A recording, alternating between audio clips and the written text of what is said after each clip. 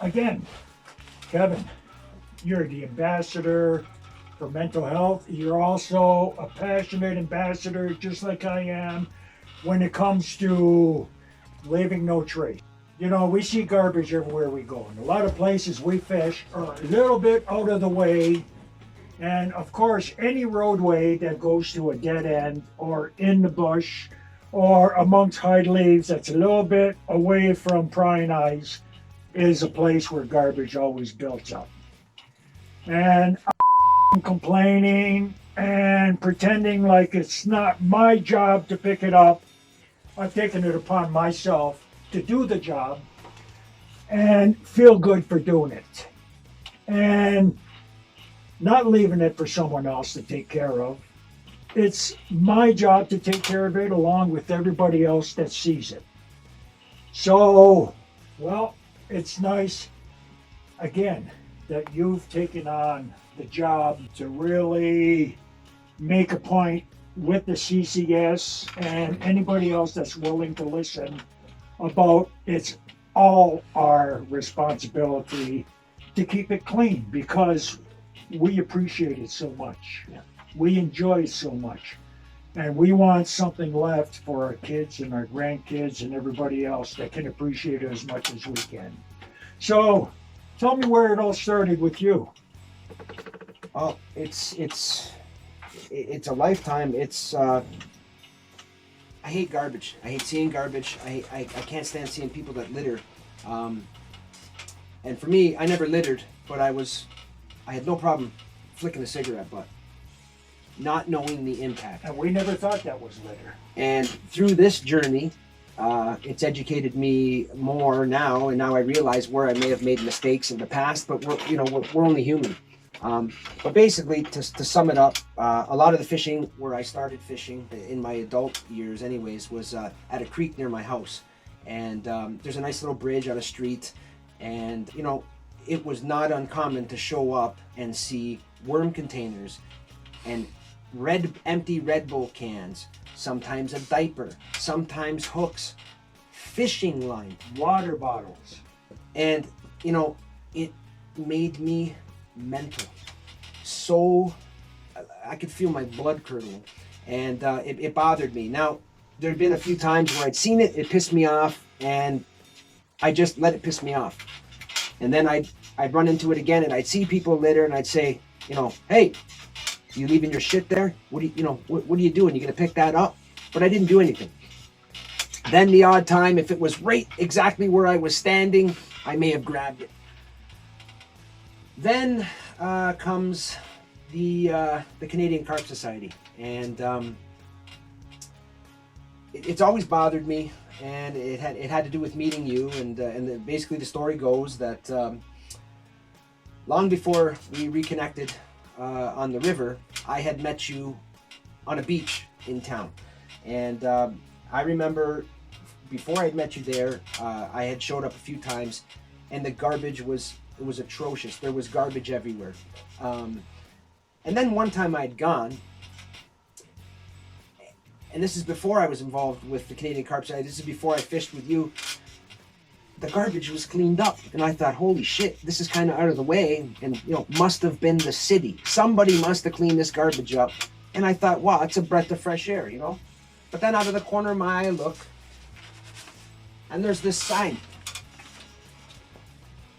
And I thought, well, nothing fancy, but this fishing area was cleaned by a concerned fisherman.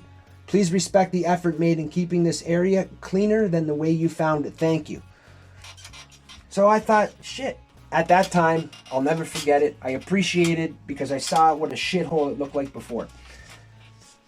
Fast forward a few years later, we're fishing up on the river, and up walks you, and you're a threat because you might learn you might learn our spot, or you might learn what I'm doing, and I don't even want to disclose if we've caught fish, and I'm going to play stupid because I'm scared. And long story short, we get talking, and we're talking about garbage, and as you and I are talking, you're fidgeting and you're picking up shit, you're picking up plastic and you're picking things up, and we get talking about garbage and one thing leads to another, and you tell me what city you're from, and I tell you about this spot I fish, and I tell you about the garbage, and no sooner, long behold, you said, well, that was me. And I'm thinking, now this guy's out to lunch. There's no way he cleaned up all that garbage, because I remember what it looked like before. You walked over to your van, you walked over to the rolling tackle box, the Blue Transit, the Blue Transit man. You reached up and you pulled this out, and I almost had a stroke. I couldn't believe it was you. From that point on, it was like, I don't know, it was like a curse. I was like, wow, this guy's the real deal. Not just, not just talking the talk, he's walking the walk. So from that point on, when I saw garbage, I picked it up. And rather than getting angry and, thinking, how much it bothered me, yelling or screaming or fighting or whatever, that's not going to fix it. Maybe we need to take a new approach. Maybe we need to educate people. Maybe we need to inspire people, because people that leave messes, whether they're carp anglers, whether they're just overnight fishermen, whether they're tourists, it's going to ruin places that we like to fish. Exactly. So then along comes the Canadian Carp Society, and I thought, well, I gotta have, I have a platform here. I have some guys that are willing to listen. So my lack of technology, understanding technology, I had this Microsoft PowerPoint, and I thought, well, if I can put together some sort of slideshow, maybe I can get the guys on a call and we can go through the slides and I can tell them what I'm thinking. And I still have it. And basically it said, we're carp anglers and we can make a difference. And this is the kind of shit, and I had some pictures, what you might encounter when you're on the bank. But what I'd like to see is in 20 years from now, when my kids are older, if we can lead by example and we can inspire people now, maybe one day when my kids are older and there's a mess on the bank, they'll say, well, I know that's not a carp angler that left that.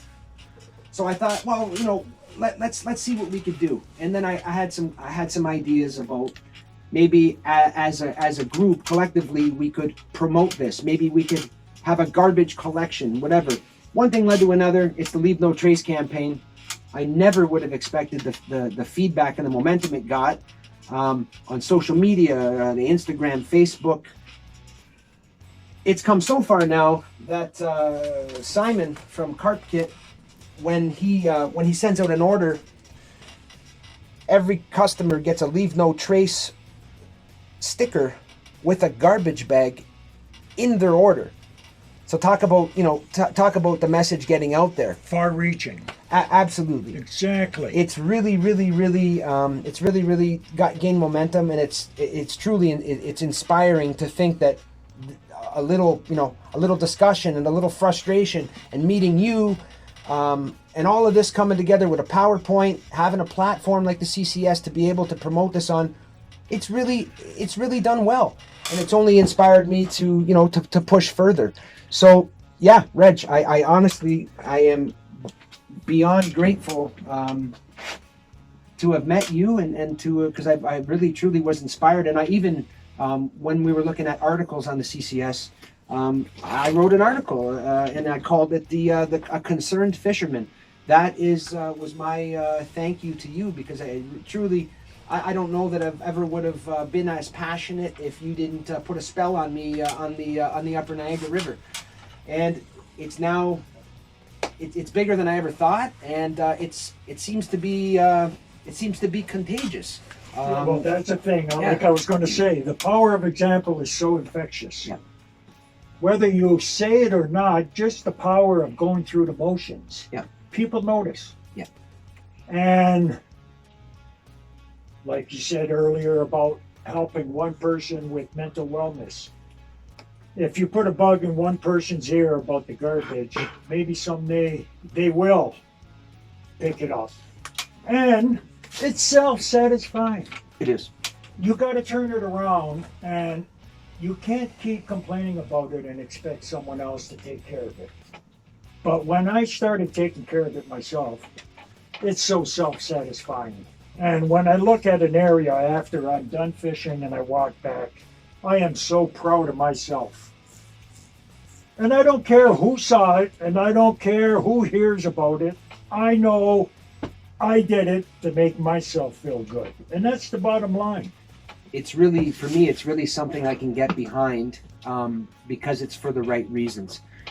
It's not because it's not a popularity contest, or it's not that I want to be the famous garbage picker.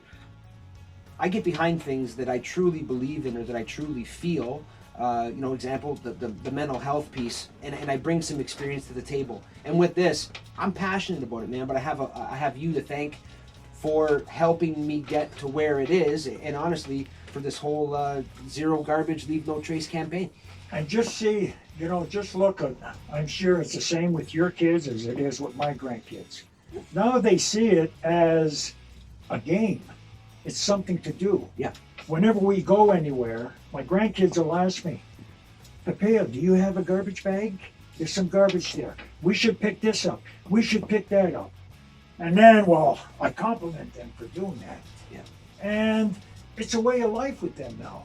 And could it be that easy? Wow. Could it be that easy? I'm really starting to really believe and feel and manifest education, inspiration, and making a difference. It's a good way. It's a good way to look. It's a good way to give back. Gives me a sense of purpose, and at the end of the day, it really makes the community a better place. There ain't no better message, man. No, there's not. You're full of good news, man. Well, when the news is authentic, or when the news is genuine, and there's no hidden agenda, or the wrong reasons for going about something, I really believe that everything happens for a reason. It's about keeping it real. Keeping it real with Reg, the man, the myth, the legend. And let me say right now, it's a pleasure knowing you, pal. And many years to come. Thank you, my friend. Another great way to get the message out. Exactly. So thanks again for joining us, Kevin. This is going to go a long way, and this is just the beginning. Thank you, sir. Tight line to you, and hope you get lucky.